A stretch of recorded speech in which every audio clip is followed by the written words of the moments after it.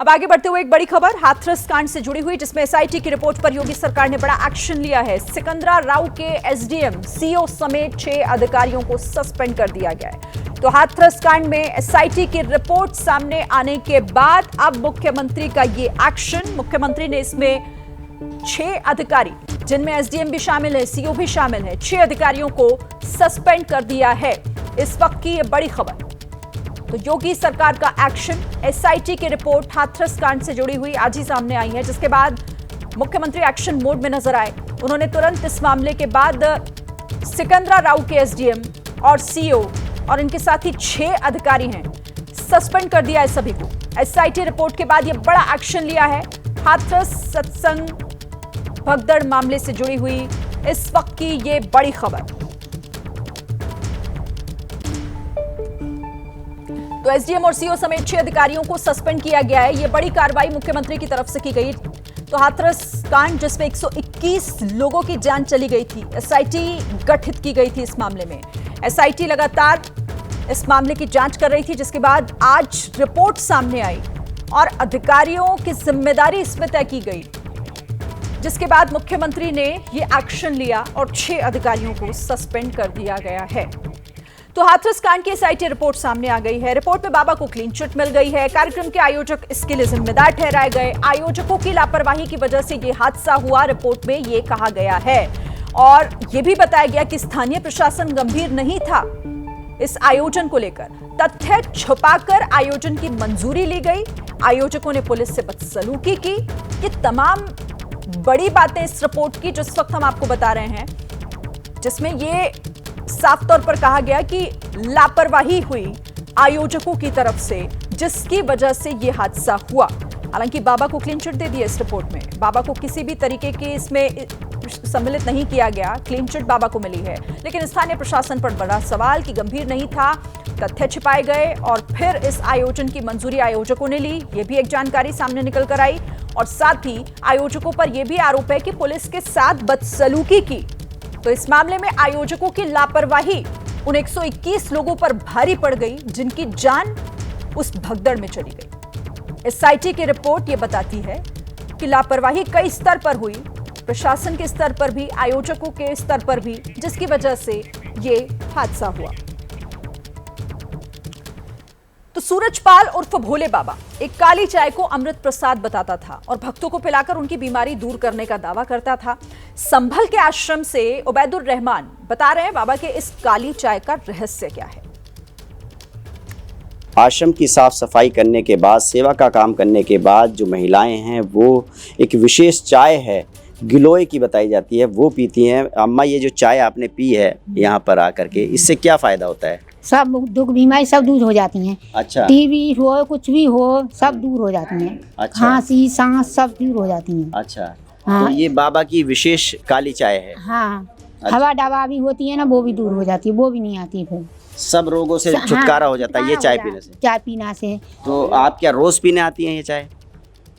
और जब हमें टाइम मिल जाता है तो आ जाते हैं, 4 दिन बाद, 8 दिन बाद, 10 दिन बाद, 15 दिन बाद। किस चीज़ से बनती है ये चाय?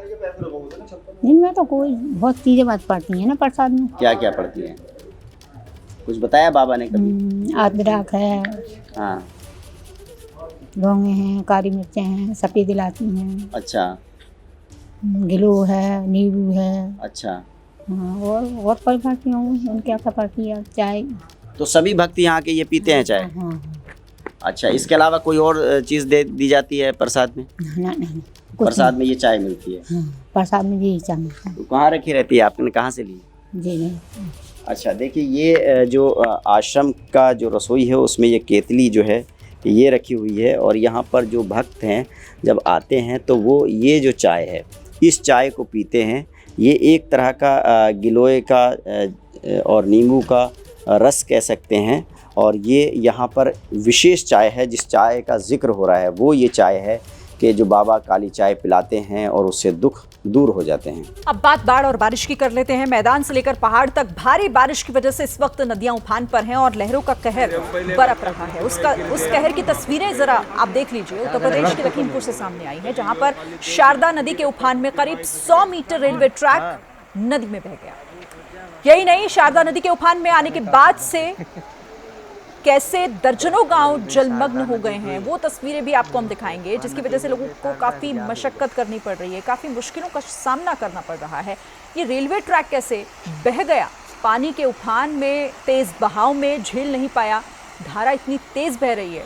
लखीमपुर खीरी की ये शारदा नदी जो इस वक्त अपने उफान पर है, तो आसमान से बरसती बारिश लोगों के लिए आफत बनकर टूट रही है, क्योंकि नदियों का जलस्तर लगातार बढ़ रहा है और वो अब अपना रास्ता बदलकर रिहायशी इलाकों का रुख कर रहे हैं, जहां गांव के गांव जलमग्न हो रहे हैं। आप जरा देखिए तस्वीरें, रेलवे ट्रैक वो किस तरीके से पूरा पानी के बहाव में वो बहा कर ले गई है नदी। तस्वीरें आपके सामने हैं, कैसे मुश्किल भरे हालातों से इस वक्त देश के कई हिस्सों में लोग जूझ रहे हैं और सिर्फ टकटकी लगाकर प्रशासन की तरफ देख रहे हैं कि किसी भी तरीके से उन तक राहत पहुंच पाए।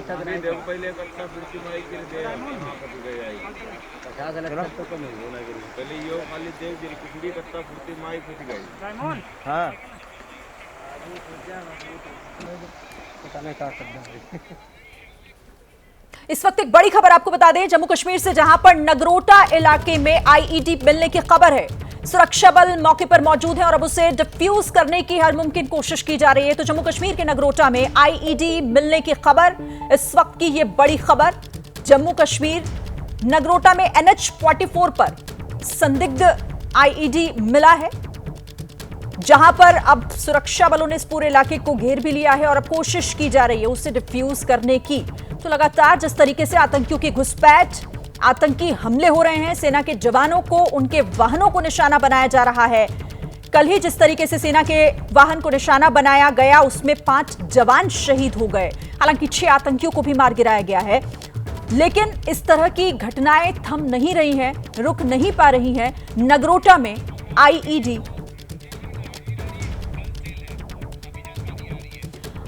अच्छा, एक अपडेट आपको दे देते हैं। NH-44 पर आर्टिलरी शेल मिला है। नगरोटा में हाईवे पर NH-44 पर आर्टिलरी शेल मिला है, जो जानकारी इस वक्त मिल रही है। तो बड़ी खबर है इस वक्त की, तस्वीरें भी हम आपको दिखा रहे हैं।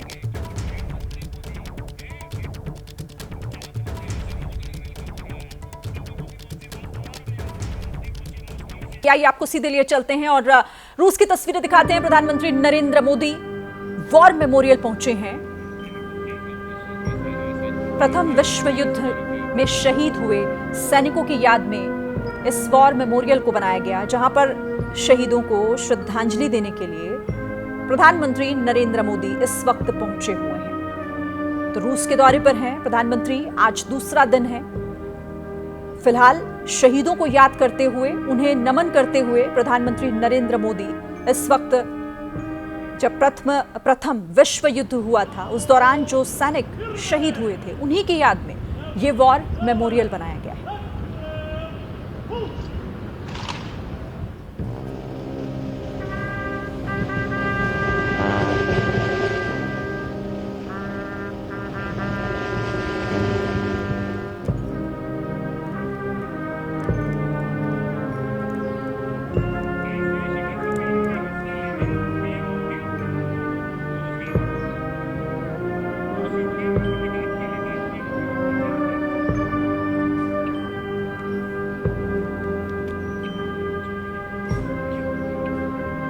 तो 22वें शिखर सम्मेलन में हिस्सा लेने के लिए पुतिन के आमंत्रण पर प्रधानमंत्री नरेंद्र मोदी रूस पहुंचे हुए हैं। दूसरा दिन है आज उनके दौरे का, लेकिन मॉस्को में tomb of the unknown soldier war memorial पहुंचे हुए हैं प्रधानमंत्री, और वहां पर उन शहीदों को याद किया जा रहा है जिन्होंने प्रथम विश्व युद्ध के दौरान शहादत दी थी। और उन्हीं शहीदों को याद कर प्रधानमंत्री नरेंद्र मोदी इस वक्त उस वॉर मेमोरियल में मौजूद हैं। तो कई मायनों में खास है प्रधानमंत्री का ये दौरा, जहां भव्य स्वागत प्रधानमंत्री नरेंद्र मोदी का रूस पहुंचने पर हुआ। उसके बाद पुतिन से उनकी मुलाकात भी हुई, जब पुतिन उन्हें अपने निजी फार्म हाउस पर भी लेकर गए। वहां हमने काफी अलग तस्वीरें, और एक बार फिर से वो तस्वीरें देखी जो दोनों देशों के बीच के संबंधों को बताती हैं, जो दोनों राष्ट्राध्यक्षों के बीच के संबंधों को बताती हैं। और 2 साल के बाद ये मौका, जब दोनों की ये मुलाकात हुई है व्लादिमीर पुतिन के साथ, प्रधानमंत्री नरेंद्र मोदी, जिनकी दोस्ती के भी चर्चे पूरी दुनिया भर में, दोनों दोस्त जब मिले तो किस गर्मजोशी से मिले 2 साल के बाद। वो तस्वीरें भी हमने देखी जब खुद गोल्फ कार्ट चलाकर पुतिन ने अपने फार्म हाउस का दौरा प्रधानमंत्री नरेंद्र मोदी को कराया। और अभी आज ये भी एक महत्वपूर्ण कार्यक्रम जब tomb of the unknown soldier war memorial में प्रधानमंत्री नरेंद्र मोदी पहुंचे हैं। उन शहीदों को याद करने के लिए, उन जवानों को याद करने के लिए जिन्होंने प्रथम विश्व युद्ध के दौरान अपनी जान न्यौछावर की थी।